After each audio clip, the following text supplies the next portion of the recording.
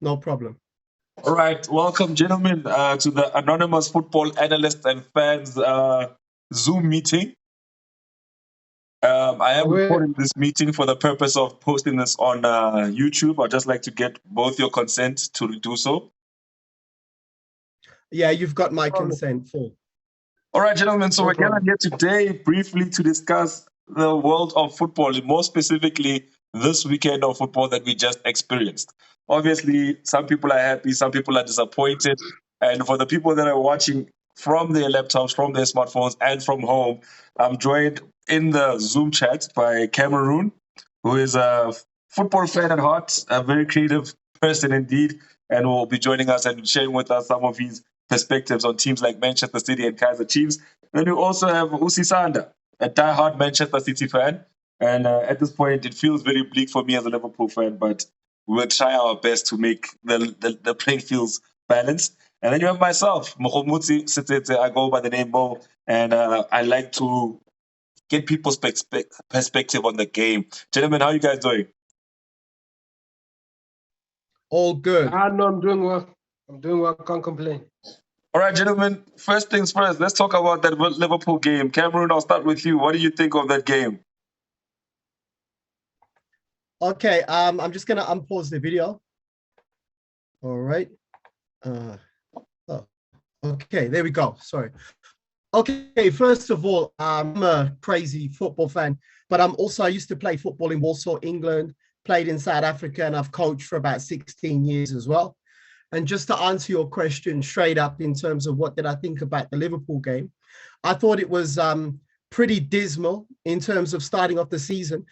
You've just lost the league and you want to start on a high. Obviously, it's unpredictable for the first 10 games, usually in terms of a pattern. And there is flashes of brilliance in relation to Nunes and some new signings. But my honest opinion is that losing Sadio Mane is a big mistake for Liverpool. They broke that front three. They destroyed consistency. And even though they've got talent, I think that they did not impress at all in relation to that 2-2. It's not just about results, but the performance as well. And credit to Fulham. Fulham really tore Liverpool apart. I think Liverpool were lucky to actually come away with a point. And I'm not being biased, but I do not foresee that they're going to finish higher than the top four. Is that for Fulham or Liverpool? Yeah, I do not foresee that Liverpool will finish more than the top four because they're a great team and they'll push on. But I just think that City, with Haaland and Pep Guardiola and the consistency, which is always there, Liverpool get 24 and they do not win enough games, they're not cutthroat enough, and they used to be winning at all costs, but now, I mean, with Mane gone, it's almost like certain players may misunderstand each other, and I just don't see them, maybe top three, but I think other teams are going to come up this season. All right, thank you, Cam. Let's hear what Sisanda has to say about that Liverpool game against Fulham. Look, Liverpool, that wasn't the best start that they got off to. However, I'm going to have to disagree with my Man City counterpart there. Manchester City, as good as they look, and they have the most squad depth, arguably, in world football. However, they need to address the wide back situation. There's a serious crisis at wide back that's happening with Manchester City. But we'll get back to Manchester City in a minute. Liverpool, I mean, I think it was a fair result. They didn't deserve a win. However, Fulham was so sloppy in defense to those two goals I felt were kind of cheap to give away. So neither team deserved more than a point, in my opinion. All right, before we carry on, I just have a question for the both of you. And it's a very simple question. That penalty that Liverpool conceded to Fulham, did you think that was a penalty? Was it well deserved? Cam, we'll start with you. Okay, I'm just clicking here to come back. Yeah. Okay, look, man, I mean, I honestly, I don't want to go into the penalty. I mean, decisions can go for and against you. I mean, the VAR and the tight margins and so forth. But if you don't mind, I'd just like to reply to my colleague here. I mean, in terms of that issue about the right back, I don't know if he's referring to a particular player that I actually, do not really have much faith in, and that's Nathan Ake. I mean, I don't think that, I think he needs to grow and he needs to learn a lot from the other guys, like Cancelo and Diaz and all the other guys at the back. I don't think Nathan Ake is going to be good enough just yet. I think he's almost like a David Luiz, except Luiz can get forward and score. He's going to make crucial mistakes, definitely. But the way Pep Guardiola plays, we've got enough attack from the midfield. Your Bernardo Silva, your Grealish, your De Bruyne, and now with Haaland. I mean, but obviously I'm disappointed that Gabriel Jesus is not there with Haaland, and that's a big blow because I would have thought we're going to play with two strikers. We're going to have like more depth than anyone else, but it's almost like we got rid of one superstar. You brought another one in. One is tall, the other's got a low center of gravity. Why not just use both of them up front, have our midfielders attack? And then, yes, bring in another defender. I agree there. We've got a problem. But for me, it's Nathan Ake because he is young. He will grow. He will get better. But for now, we want to win the Champions League and we don't want mistakes. I mean, just like Steven Gerrard made mistakes when he lost the league and he slipped against Demba Ba when Chelsea came through and, destroyed Liverpool. That could happen to us.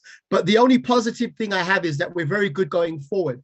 But Pep Guardiola does have to address the defense 100%. And now that Gabriel Jesus is not there, what's going to happen when Haaland is injured? I think that's going to be a problem. So that's disappointing for me. I don't mind Sterling moving on because he's a great player, but he misses too many chances.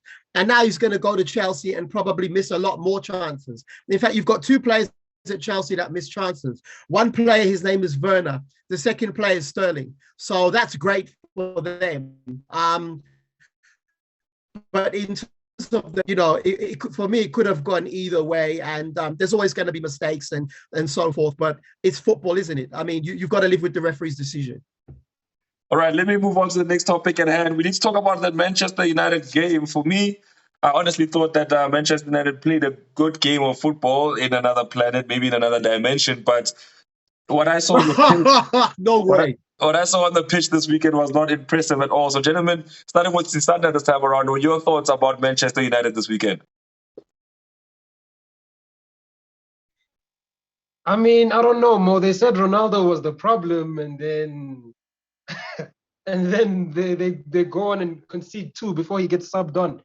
I mean, look, at the end of the day, they cannot blame Ronaldo for their defensive frailties. You understand? Ronaldo was brought in to convert chances. Maguire had the worst season of his career last season, and they somehow still found a way to blame Cristiano Ronaldo.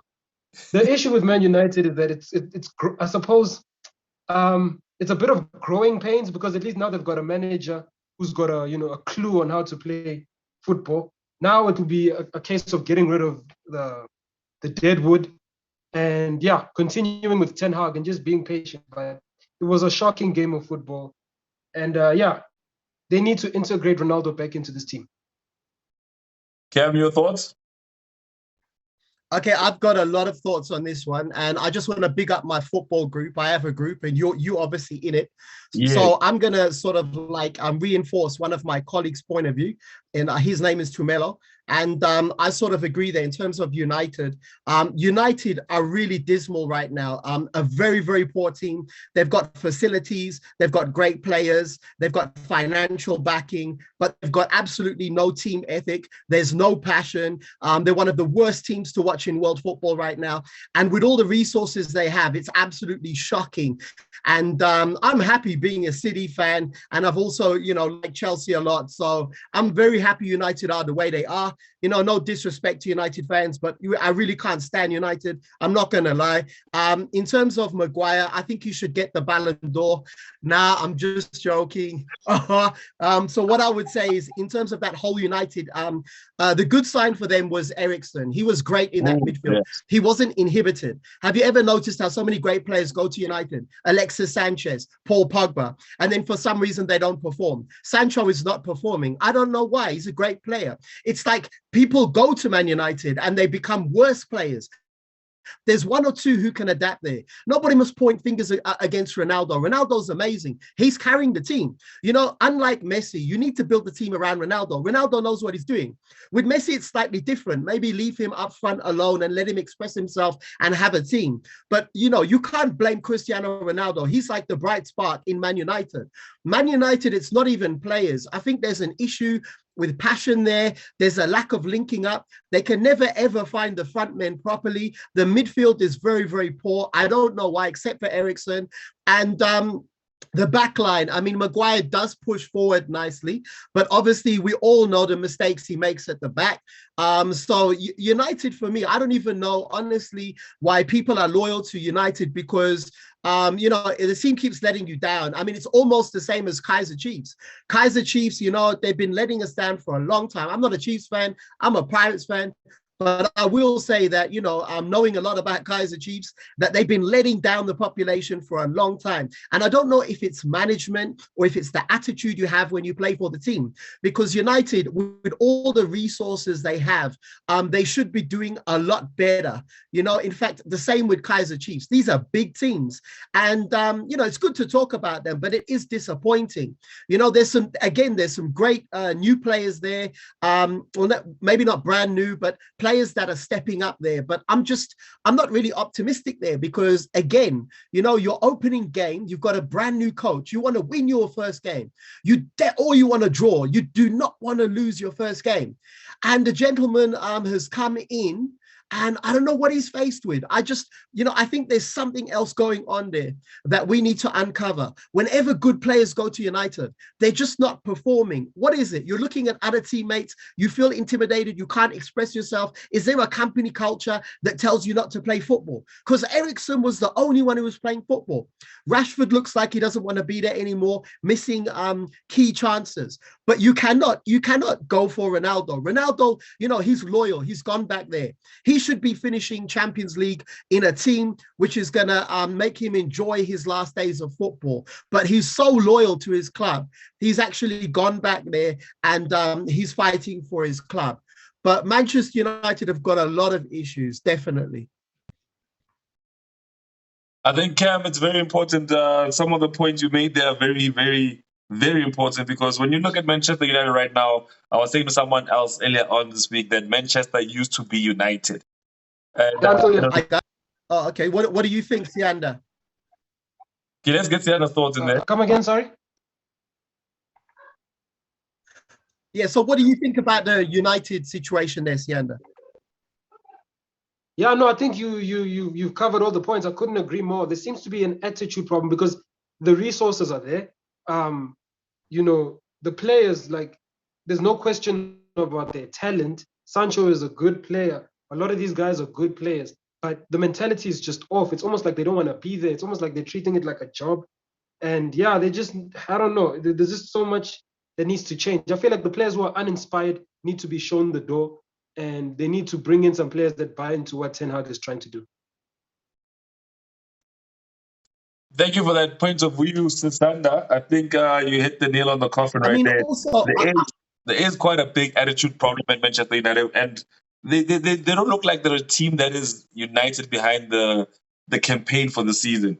And I was looking at the wages this morning, what Obi knows, and we saw that most of the players at Manchester United are taking on big checks. You have about 20 players or 15 to 20 players that are picking up crazy amounts of money. You look at other teams like your Chelsea's, your Liverpool's, your Manchester City's, you know the star players, your Kevin De Bruyne's will take away like £400,000 a week. But players like Edison, other João Cancelo, they're picking up barely 100,000 per week. So you look at a balance in terms of the monies, but also a balance in terms of culture. And when you look at Manchester United, it looks like they are players who are receiving checks for trophies they've never won, a history they never created. And now they're buying star after star after star after star, which we grew up with a different light with Manchester. I mean, they used to invest in creating stars, not buying stars. So don't you think that a big part of what they're experiencing right now is that they've signed too many big name players, and that their culture of buying players, making them special? I mean, think about the fact that Danny Welbeck, who was playing for the opposition this weekend, actually had a good game, and he was causing Maguire all kinds of problems. What is your thoughts around that?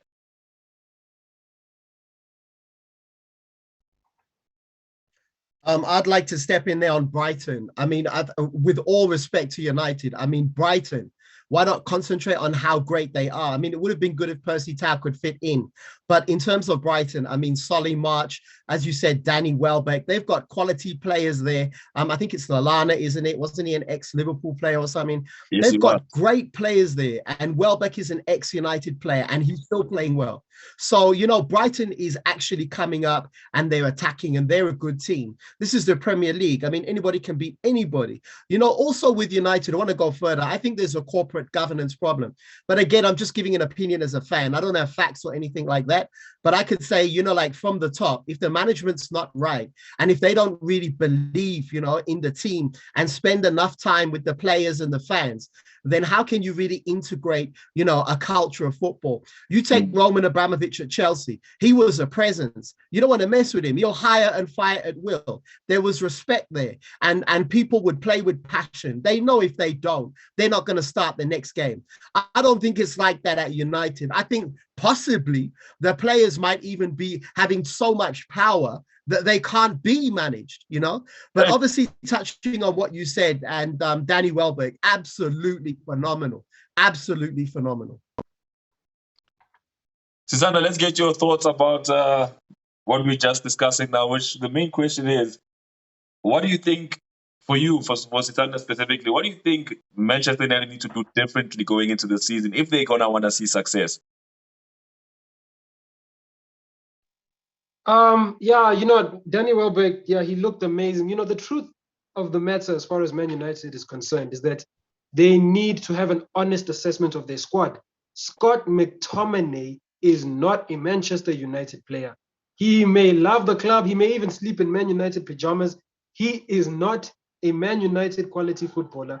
He needs to go. There's a couple of players that they need to have a look at and say, you're just not cut out for it, man. You know? And some of the players who are good enough but just don't seem invested and they feel like, oh, I earn so much money, you know, the club needs me. They need to have a look at those players and say, no, actually, it's either you fall in line or you bounce. Really, it all goes back down to culture and also knowing which players are good enough and which players have proven not to be good enough. You know, Rashford, I'm sorry, like this whole hometown, you know, credentials that he has, they've got to go. You understand? It's either you want to get to the top as a football club or you're not. You're never going to win a Premier League with Marcus Rashford in your front three. Those are just I'm sorry, like, I just don't see it.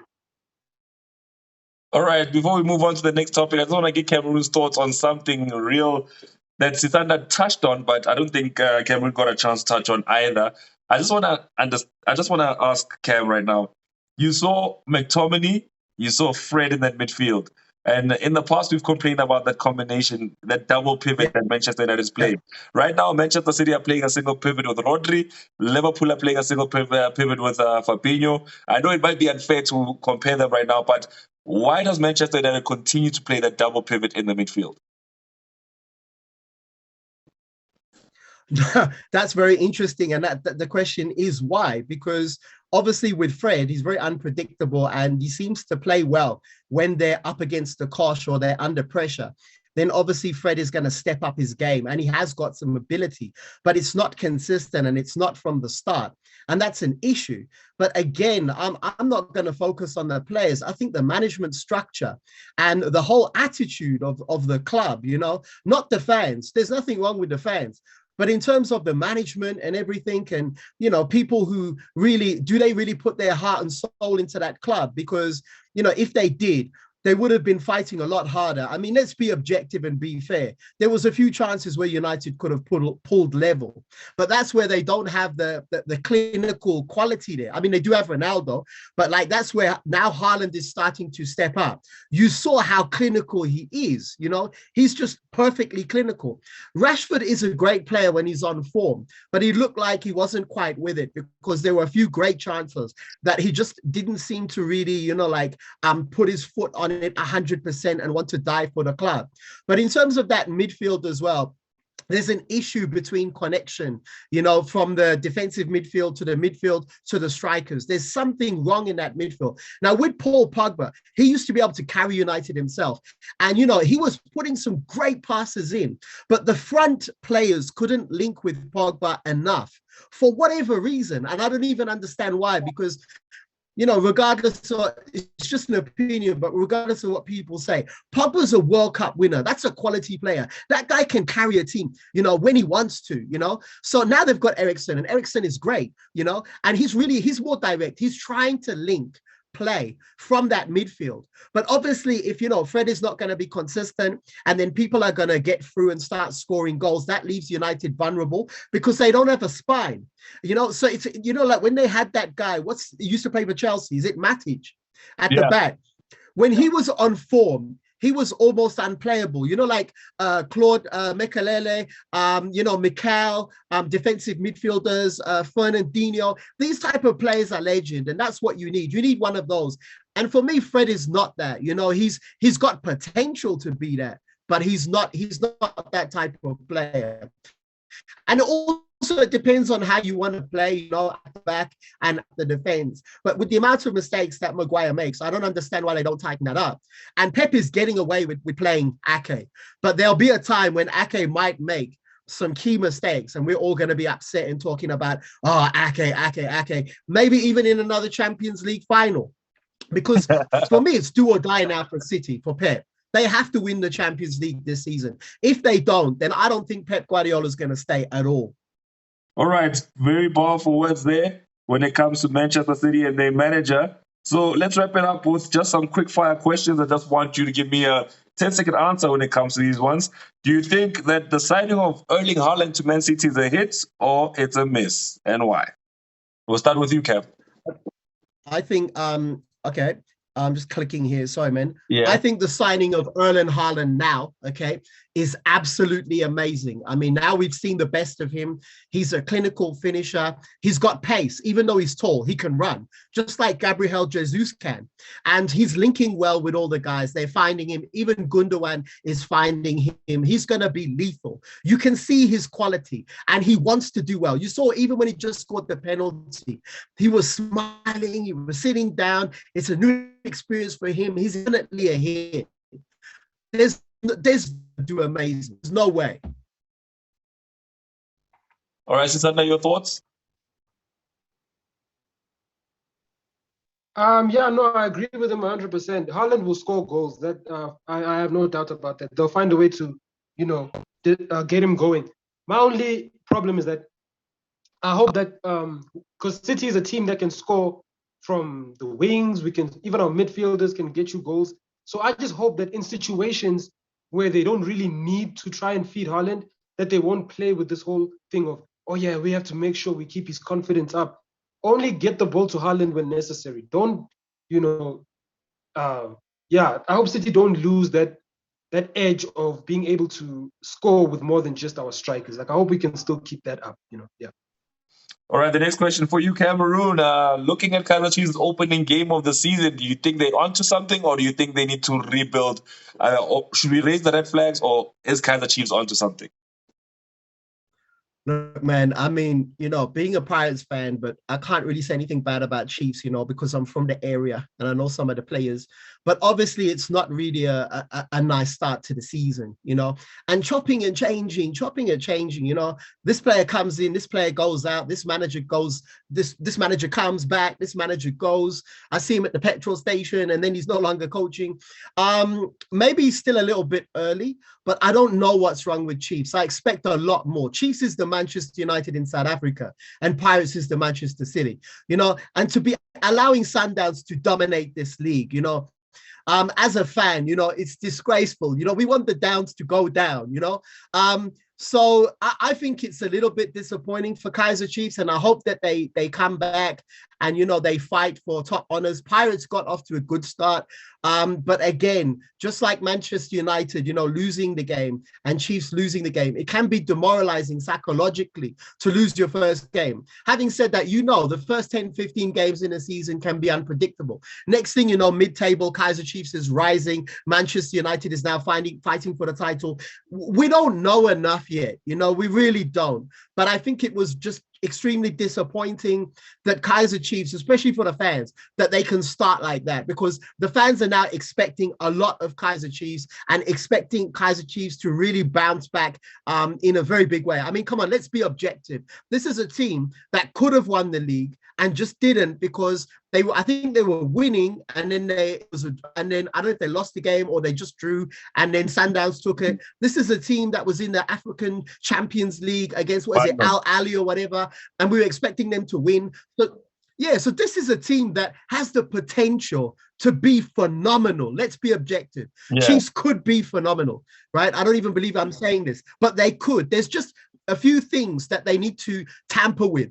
They need to put a gloss on Kaiser Cheifs. There needs to be just a shine on the Glamour Boys, shining more. So there's just a few tweaks for that team, and then they can keep on. But right now, once you in a negative way of playing, and also once you get caught in, a consistently getting, it also catches up with the players and the management, and then the belief is not there, and it starts to eat at your self-esteem and stuff like that. And that could also happen with United, but difference is with United, it's the players doing that, because the fans won't allow that to happen. And I'm just hoping Kaiser Chiefs fans will push their team as well. But it really is disappointing, I'm not gonna lie. All right, thank you, gentlemen, for your time today and making an hour or two to come and see me and talk football. We missed out on 2 talking points, but we'll make it up next week. So next week, same time, same place, we'll continue the conversation. Hopefully, we'll be looking at a different situation with Liverpool actually getting 3 points that next weekend around. They'll be facing Crystal Palace. Maybe Manchester United can do the same. But closing thoughts from you, gents, and then that should be us for today.